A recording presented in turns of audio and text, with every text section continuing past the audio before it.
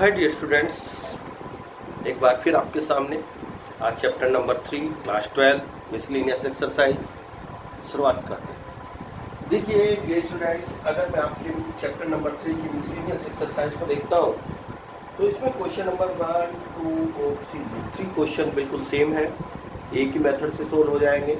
तो इनमें से मैंने एक क्वेश्चन लिया है और इसको आपको सोल्व करके बताता हूँ कि क्वेश्चनों का सॉल्यूशन कैसे निकाला जाएगा। आइए बात करते हैं। क्वेश्चन में लिखा हुआ है इफ a इक्वल दिस, ये कोई मैट्रिक्स दी गई है, प्रूव दैट a की पावर n इक्वल दिस। ये बात हमें प्रूव करनी है जबकि n belongs to natural number दिया गया है।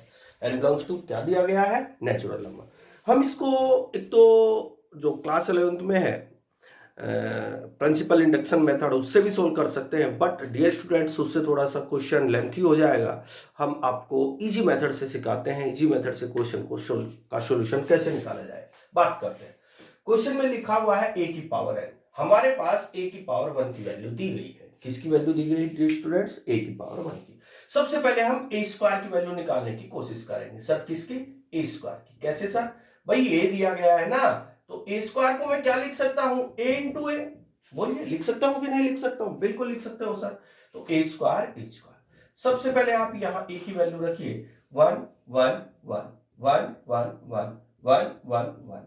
अब इसके बाद आप इस वाले a की फिर से यही वैल्यू रख डालिए 1 1 1 1 1 1 1 1 1। अब आप इस मैट्रिक्स में मल्टीप्लाई कर डालिए तो a स्क्वायर इक्वल क्या मिला? मल्टीप्लाई करने का क्या तरीका होता है? इधर से रो इधर से कॉलम, दोनों की मल्टीप्लाई कर डालिए। जब आप इधर से रो इधर से कॉलम के रूप में मल्टीप्लाई करेंगे तो पहले एलिमेंट्स में 1 इंटू 1 1 हो जाएगा, दूसरे में 1 इंटू 1 फिर प्लस 1 हो जाएगा, तीसरे में 1 इंटू 1 फिर प्लस 1 हो जाएगा। अब इसकी बारी, इस रो की बारी दूसरे वाले कॉलम में आई।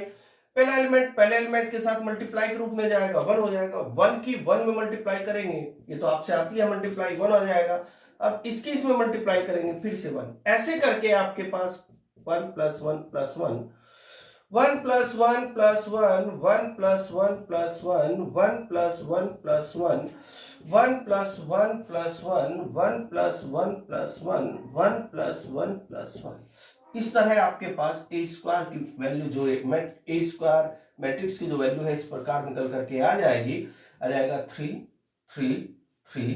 इसके बाद आपके पास आया 3 3 3 3 3 3। ये मेरे पास है स्क्वायर की वैल्यू आ जाएगी।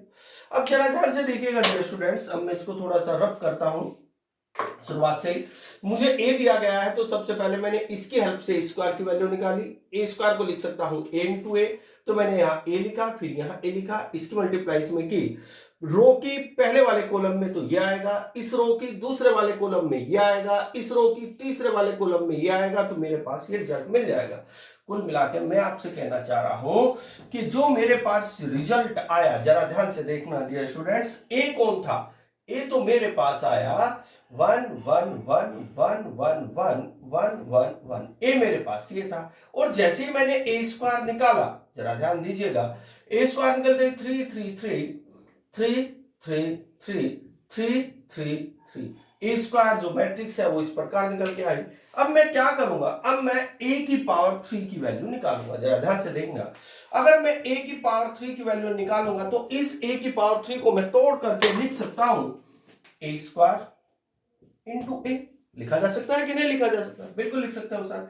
तो a क्यूब इक्वल क्या निकल के आ जाएगा? सबसे पहले स्क्वायर की वैल्यू फिर से रखो 3 3 3 3 3 3। इसके बाद ये आ जाएगा 3 3 3, मल्टीप्लाई हो क्या आएगा? ए कौन है? ए मैट्रिक्स ये रही 1 1 1 1 1 1 1 1 1। इस प्रकार ए स्क्वायर की और ए की मल्टीप्लाई आप कीजिएगा, करके देखना। पहले वाली रो इसके साथ जाएगी, 3 1 जा 3 3 आ जाएगा, प्लस 3 1 जा 3 फिर 3 आ जाएगा, फिर 3 1 जा 3 फिर 3 आ जाएगा। कुल मिला के आप ये मल्टीप्लाई करके देखना डियर स्टूडेंट्स, दोनों की मल्टीप्लाई 9 9 9 9 9 9 9 9 9। इस प्रकार की आपको एक मैट्रिक्स मिल जाएगी। अब आप क्या करेंगे? जरा ध्यान से देखना, ए मेरे पास ये था, ए स्क्वायर मेरे पास ये आया। अगर मैं ए क्यूब को देखता हूं तो मेरे पास क्या रिजल्ट आया? ए क्यूब मेरे पास आया 9। इस 9 को मैं लिख सकता हूं 3 का स्क्वायर, फिर दूसरे 9 को भी 3 का स्क्वायर, फिर 3 का स्क्वायर, 3 का स्क्वायर, 3 का स्क्वायर, 3 का स्क्वायर, फिर 3 का स्क्वायर, फिर 3 का स्क्वायर, फिर 3 का स्क्वायर। इस प्रकार ए क्यूब मेरे पास ही आया। अब थोड़ा सा दिमाग लगाना, अगर मैं आपसे कहता हूं कि आप a की पावर n की वैल्यू निकालिए, a की पावर n की, जरा डियर स्टूडेंट्स मन लगा करके देखना, थोड़ा सा दिमाग देना। इस 1 को लिखा जा सकता है 3 की पावर 0, क्योंकि 3 की पावर 0 की वैल्यू 1 होती है। सारे 1 को 3 की पावर 0 लिख लीजिए आप। इसको भी आप 3 की पावर 0 लिखें, इसको भी आप 3 की पावर 0 लिखें, इसको भी आप 3 की पावर 0 लिखें, एंड सभी टर्म को आप 3 की पावर 0 लिखें। 3 की पावर 0, 3 की पावर 0। अब जरा ध्यान से देखिएगा, जब यहां a की पावर 1 थी, दिमाग लगा ना, जब यहां a की पावर 1 थी तो 3 की पावर 0 आई, यानी कि 3 की पावर उतनी आई जो पावर यहां उससे कम। जरा ध्यान दीजिएगा, यहां 2 पावर है तो 3 की पावर 1 आई, अगर यहां 2 पावर है तो 3 की पावर फिर 1 आई, यानी कि प्रत्येक टर्म में 3 की पावर 1 है। अगर यहां a की पावर 3 है तो 3 की पावर 2 है। अब जरा ध्यान से देखना, a की पावर n है, यानी कि इधर एलिमेंट्स की पावर उतनी आ रही है जितनी की यहां a के ऊपर पावर है, ठीक उससे एक कम। अब यहां कितनी पावर थी 3, तो 2 आई, एक कम। यहां कितनी पावर है n, तो एक कम आएगी। किसकी एक पावर कम आएगी? 3 की। तो रिजल्ट क्या बन जाएगा? 3 की पावर n माइनस 1, 3 की पावर n माइनस 1, 3 की पावर n माइनस 1, 3 की पावर n माइनस 1, 3 की पावर n माइनस 1, 3 की पावर n माइनस 1, 3 की पावर n माइनस 1, 3 की पावर n माइनस 1, 3 की पावर n माइनस 1। ये आपके क्वेश्चन का सॉल्यूशन निकल चुका है। बड़ा इजी क्वेश्चन था। आप सारे क्वेश्चन को, पहले 3 क्वेश्चन को ऐसे ही सोल्व कर सकते हैं।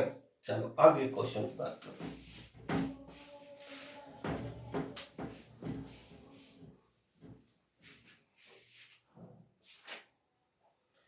इसके बाद मैं क्वेश्चन नंबर आपका 5 लेता हूं।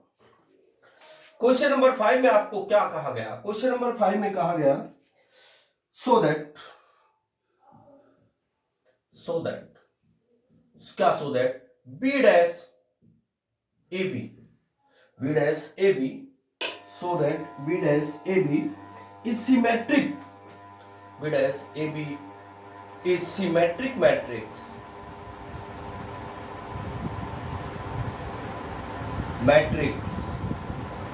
so that b dash ab is symmetric matrix if, क्या कहा गया आगे, a is symmetric,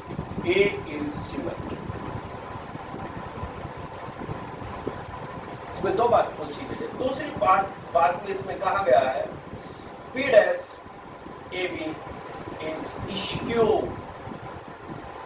symmetric matrix if A is skew symmetric.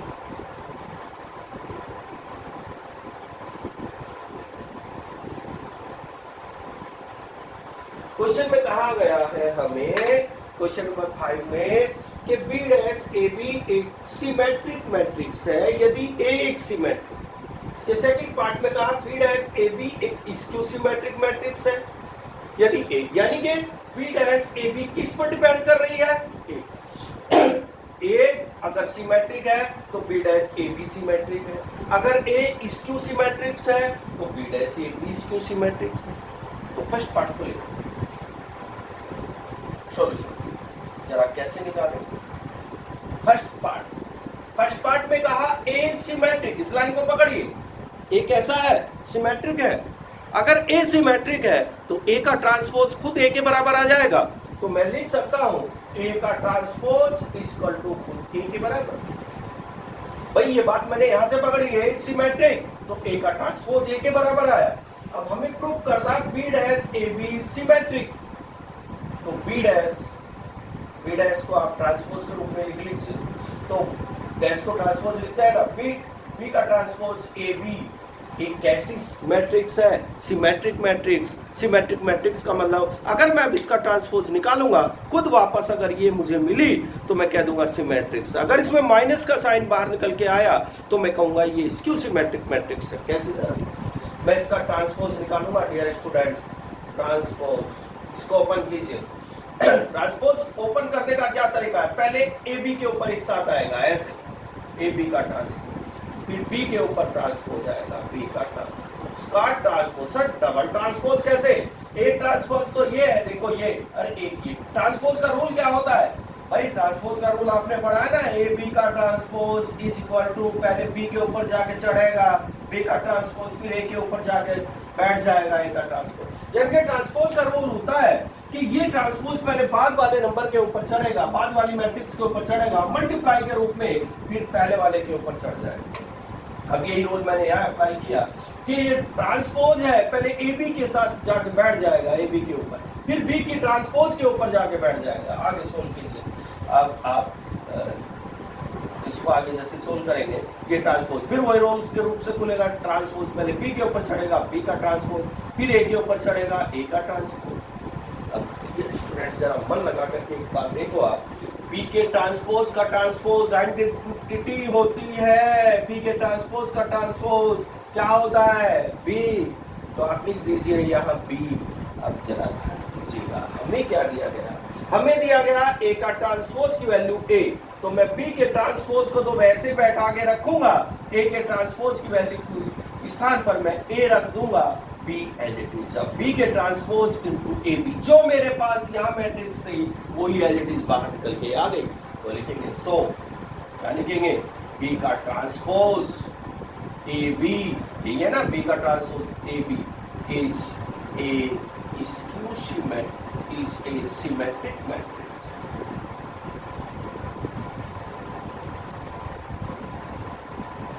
इसलिए स्क्यू सिमेट्रिक्स नहीं सिमेट्रिक मैट्रिक्स है। अगर इसमें माइनस का साइन आ जाता है तो स्क्यू सिमेट्रिक मैट्रिक्स हो जाता। अब मैं इसका सेकंड पार्ट लेता हूं। सेकंड पार्ट में क्या कहा गया, पहले कंडीशन लिखो। कंडीशन में कहा A is skew symmetrics. Skew का मीनिंग क्या होता है कि ए की ट्रांसपोज, ए का transpose is equal to minus A, अर्थात इसमें क्या कंडीशन होती है स्क्यू में, सेकंड पार्ट में कहा A is skew symmetric. A skew symmetric है तो ए का transpose is equal to minus A आएगा, ये रूल होता है सिमेट्रिक स्क्यू सिमेट्रिक मैट्रिक्स के लिए। आपको पहले पढ़ाया है, जब मैंने इसकी थ्योरी पढ़ाई थी, वीडियो लेक्चर डाला हुआ है। ट्रांसपोज, स्क्यू सिमेट्रिक, सिमेट्रिक, इन तीन नामों से आपका एक वीडियो लेक्चर डाला हुआ है, आप उसको देख सकते हैं। अब आप जरा ध्यान से देखिए, ए का ट्रांसपोज इक्वल टू माइनस ए दिया गया है। अब मैं इसको लेके चलूंगा जो मुझे यहाँ दिया गया, क्या दिया गया, बी का ट्रांसपोज ए बी। हमें प्रूव करना है कि ये स्क्यू है। स्क्यू का मतलब इसका ट्रांसपोज निकालूंगा, अगर मुखड़े पे माइनस का साइन नजर आ गया तो मैं बोल दूंगा दुनिया को चिल्ला के कि स्क्यू है। अगर इसमें माइनस बाहर निकल के नहीं आया तो मना कर दूंगा सिमेट्रिक्स। कैसे अभी बता कि भाई इसमें रूल अप्लाई करो जो अभी अभी बताया। ये ट्रांसपोज पहले ए बी के ऊपर जाकर बैठ जाएगा, तो ए बी का ट्रांसपोज, ये ट्रांसपोज में बी के ऊपर जाके बैठ जाएंगे, बी के ट्रांसपोज का ट्रांसपोज आगे, ये ट्रांसपोज फिर बी के ऊपर जाके बैठ जाएगा, बी का ट्रांसपोज, ये ट्रांसपोज फिर ए के ऊपर जाके बैठ जाएगा, ए का ट्रांसपोज। अब बी के ट्रांसपोज का ट्रांसपोज ये क्या होता है डियर स्टूडेंट्स, ये होता है बी, यहाँ भी बताया था मैंने। अब जरा ध्यान से देखिए, आपको ए का ट्रांसपोज और बी का ट्रांसपोज एंड इट इज, ए के ट्रांसपोज की वैल्यू यहाँ क्या दी गई है, माइनस ए, फिर बी है माइनस बाहर निकल जाएगा, तो माइनस ए बी का ट्रांसपोज। अब जरा ध्यान से देखना, सॉरी, बी का ट्रांसपोज पहले ये लिखा जाएगा, बी का ट्रांसपोज ए बी। अब जरा ध्यान से देखना, बी का ट्रांसपोज, बी का transpose A B B as it is बाहर निकल के आया, किस चीज के साथ आया निकल करके, माइनस के साथ। और माइनस का मीनिंग क्या होता है कि स्क्यू सिमेट्रिक्स है। अगर इसमें माइनस बाहर निकल के नहीं आता तो मैं बोल देता है कि सिमेट्रिक मैट्रिक्स है। तो लिखेंगे सो बी का transpose A B is skew symmetric matrix, skew symmetric matrix, इसलिए स्क्यू सिमेट्रिक मैट्रिक्स। तो एक और क्वेश्चन को आप बढ़ाते हैं, क्वेश्चन नंबर 5 था, 6 बहुत लीजिए, क्वेश्चन नंबर 7 भी हल कीजिए। चलो 6 7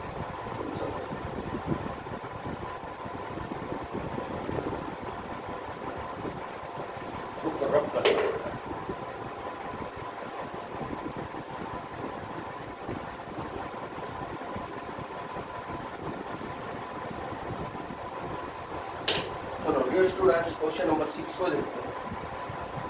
क्वेश्चन नंबर 6 में क्या कहा गया, find the value of X Y Z. X की वैल्यू निकालने को कह रहा है मुझसे, वाई की वैल्यू निकालने के लिए कह रहा है और जेड की वैल्यू निकालने के लिए कह रहा है। एक्स वाई जेड निकालना है। आपको कहा गया द मैट्रिक्स ए मैट्रिक्स आपको दी गई है, ए मैट्रिक्स आपको दी गई है 0xx 0xx। फिर आपको क्या कहा गया 2y y minus Y, 2y y minus Y. फिर आपको क्या कहा गया z माइनस जेड और z माइनस जेड और जेड। बारह देखते हैं एज पर क्या देखा है 0xx 2y y minus Y z minus Z और Z. satisfy the equation, satisfy the equation, satisfy the equation A का transpose into A is called identity matrix। बहुत अच्छी। हमें x y z की value निकालनी है जबकि मुझे ये कंडीशन दी गई है। इसको लेके चलो एक्स वाई जेड तुरंत बाहर आ जाएगा। इसको मैदान में बुलाओ, मार्केट में बुलाओ, मार्केट में बुलाया। क्या लिखा हुआ है स्टूडेंट्स, ए का ट्रांसपोज इनटू ए इक्वल आइडेंटिटी मैट्रिक्स 3/3। ए का ट्रांसपोज लिखिए, यहीं से बना दो 0 2 y z, रो है कॉलम के रूप में लिख दो 0 2 y और z। फिर दूसरे वाली रो कॉलम के रूप में x y माइनस z, तीसरे वाली रो x माइनस y और z। ये आपके पास ए का ट्रांसपोज। सर ये आपने बदल के क्यों लिखा? अरे ट्रांसपोज है ना, तो इस ए का ट्रांसपोज है तो मैं इसको बदल करके लिख दूंगा। रो को कॉलम में, कॉलम को रो में इंटरचेंज करके 0 2 y z 0 2 y z x y minus z x y minus z x minus y z x minus y z। ए वापस लिखिए दोबारा ए। जब आप दोबारा लिखेंगे 0 2 y और z x y minus z, फिर क्या आया x माइनस y और z। फिर इज इक्वल आइडेंटिटी मैट्रिक्स बोले तो 1 0 0 0 1 0, फिर 0 0 1। ये आइडेंटिटी मैट्रिक्स 3/3 वाली है। अब इधर से रो, इधर से कॉलम मल्टीप्लाई कीजिए। पहले एलिमेंट की पहले एलिमेंट के साथ 0 प्लस दूसरे एलिमेंट की दूसरे एलिमेंट के साथ x स्क्वायर, तीसरे एलिमेंट की तीसरे एलिमेंट के साथ फिर x स्क्वायर। अब इसकी बारी, पहले वाली रो की बारी दूसरे वाले कॉलम के साथ आई। पहला एलिमेंट पहले के साथ 0, दूसरे वाला दूसरे एलिमेंट के साथ जाएगा। देखो पहला पहले के साथ 0, दूसरा दूसरे के साथ x y, फिर आगे ये इसके साथ जाएगा माइनस एक्स वाई। अब इस वाला रो, ये वाला रो इस वाले कॉलम के साथ चला जाएगा। पहला पहले के साथ 0, दूसरा दूसरे के साथ माइनस एक्स जेड, तीसरा तीसरे के साथ प्लस एक्स जेड, आगे इसी प्रकार। अब इसकी बारी आई इस वाले कॉलम के साथ, तो y 0 के साथ 0 प्लस y x के साथ एक्स वाई, इसके बाद y x के साथ माइनस एक्स वाई, माइनस है ना भैया। अब इसकी बारी किसके साथ है 2y कितना बन जाएगा 4y स्क्वायर, y ये प्लस का y स्क्वायर है ना भाई। अब माइनस ये प्लस बन जाएगा y स्क्वायर। एक बार इसके साथ 4y स्क्वायर, ये इसके साथ y स्क्वायर, ये इसके साथ minus minus plus y square. अब इसकी बारी इसके साथ आएगी 2yz, फिर इसके साथ आएगी माइनस yz, फिर इसके साथ जाएगा माइनस yz। आगे अब इस रो की बारी पहले इसके साथ, फिर इसके साथ, फिर इसके साथ। जब इसकी बारी इसके साथ जाएगी 0 प्लस, अब इसकी बारी इसके साथ आई माइनस zx, अब इसकी इसके साथ आई zx, अब इसकी बारी इसके साथ आई, तो जब इसकी मल्टीप्लाई में करेंगे 2yz, स्टूडेंट्स इसकी इसमें माइनस yz, अब इसकी इसमें माइनस yz। अब इसकी बारी इसके साथ आई z स्क्वायर, माइनस माइनस फिर प्लस हो गया z स्क्वायर। अब इसकी बारी इसके साथ आई z स्क्वायर। अब जरा ध्यान से देखिएगा स्टूडेंट्स, आगे 1 0 0 0 1 0 0 0 0 1, ये आइडेंटिटी मैट्रिक्स। अब यहाँ देखिएगा 0 प्लस एक्स स्क्वायर क्या मिलेगा 2x स्क्वायर। इससे ये कैंसिल आउट 0, इससे ये कैंसिल आउट 0, इससे ये कैंसिल आउट, क्या मिला 0। याद देखना 4y स्क्वायर कितना मिला 5y स्क्वायर। अब yz minus 2yz plus 2yz cancel out हो गया, क्या मिला 0। Minus Z x plus Z x 0, इसके बाद वाई जेड माइनस 2yz और वाई जेड, ये बन जाएगा 0, कैंसिल आउट हो जाएंगे, जेड स्क्वायर 3z², है ना। आपको आगे क्या मिला, 1 0 0 0 1 0 0 0 1। अब डियर स्टूडेंट्स यह देखना मन लगा करके, compare on both side, compare करोगे जरा, इस बात से हमें यह भी पता चलता है कि आपने जो कैलकुलेशन की है वो बिल्कुल ठीक है कि नहीं। यहाँ 0 है तो यहाँ 0, यहाँ 0 तो यहाँ 0, सिर्फ वहां एलिमेंट आए हैं 0 को छोड़ के जहां 1 1 1 है, इसका मतलब हमारा क्वेश्चन बिल्कुल ठीक चल रहा है। कंपेयर कर दीजिए, तो एक्स स्क्वायर के सामने कौन आके बैठ जाएगा, 1, तो यानी लिखेंगे 2x² = 1, x² = 1/2, x इक्वल आ जाएगा 1/√2 प्लस माइनस स्क्वायर, जब इधर से स्क्वायर आएगा प्लस माइनस हो जाएगा। अब 5y² = 1 आ जाएगा, तो ये बन जाएगा 5y² = 1, y² = 1/5, y इक्वल आ जाएगा 1/5 का रूट, जो कि प्लस माइनस में होता है। अब इसके बाद 3z² = 1 हो जाएगा, तो मैं यहाँ लिखूंगा 3z² = 1, z² = 1/3, z = 1/√3, जो कि प्लस माइनस में। अब आपके इस एक्सरसाइज के पहले 6 क्वेश्चन कंप्लीट हो चुके हैं। क्वेश्चन नंबर 7, 8, 9, 10, 9 क्वेश्चन तक बहुत ईजी है। डियर स्टूडेंट्स, पहले 9 क्वेश्चन आपको करके देखने हैं, जो डाउट बनता है वो डाउट मुझे सेंड करना है, बट मेहनत करनी है और मन लगा करके पढ़ना है। ओके बेटा, बाय।